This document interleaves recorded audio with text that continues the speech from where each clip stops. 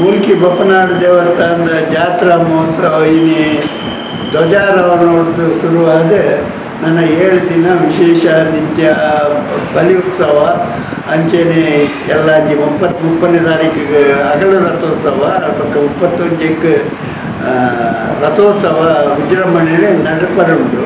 ಇನ್ನು ಧ್ವಜಾರೋಹಣಕ್ಕೂ ಕಾಂಡ ನಮ್ಮ ಸಸಿ ಇತ್ತದ ಭಗವತಿನಾಗ ಅವು ದುರ್ಗಾ ಪರಮೇಶ್ವರಿನ ತಂಗಿಯಿಂದ ನೆಟ್ಟು ತಂಗಿ ಆದುಳ್ಳರೆ ಅಕ್ಕಳು ಬತ್ತದ ಮುಳ್ಳು ಭೇಟಿಯಾದ ಅಕ್ಕಳು ಬತ್ತದ ದೇವಿಡ ಭೇಟಿಯಾದ ಅಕ್ಕಳೆಲ್ಲ ಸಂಭಾಷಣೆ ಮತ್ತು ದುರ್ಗಾ ಪರಮೇಶ್ವರಿಗಳ ಭಗವತಿಗಳ ಅದೇ ಧ್ವಜಾರೋಹಣ ಆಯ್ಬಕ್ಕ ಮೂರು ಅನ್ನ ಸಂತರ್ಪಣದ ವ್ಯವಸ್ಥೆ ಉಂಟು ಭಕ್ತಾದಿಲೆಗೆ ಐದು ಪಕ್ಕ ರಾತ್ರಿ ಉತ್ಸವ ಬಲಿ ಉಂಟು. ಅಂಚೆನೆ 7 ದಿನಲ ಬಲಿ ಉತ್ಸವ ವಿಶೇಷ ಉಂಟು. ವಿಶೇಷ ಬಲಿ ದೇವರು 4 ದಿಕ್ಕುಗಳ ದೇವರನ್ನ ಒಂದುಂಟು ಸವಾರಿ ಉಂಟು.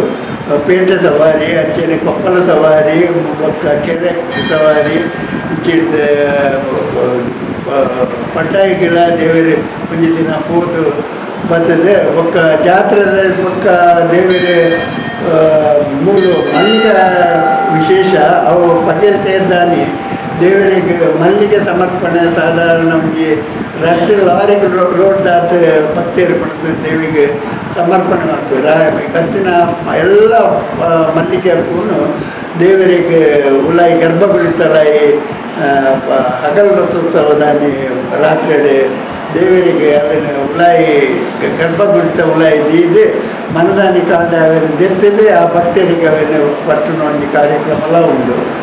ఒక ಬೇತ ವಿಶೇಷದಾಲ ಒಂದು ಸುಮಾರು 2 ವರ್ಷದ ಇತ್ತಿನ ದೇವಸ್ಥಾನ ಅಂಚ ಅದು ಭಕ್ತರಿಗೆ ಇತ್ತಿನ ಐನಾಥ ದೇವಸ್ಥಾನದ ಭಕ್ತಿನಗಳಿಗೆ ಸೌಕರ್ಯ ಮಲ್ಪನ ವ್ಯವಸ್ಥೆ ಎಲ್ಲ ಕೊಲ್ಲುಡು ನಡತೊಂದುಂಡು.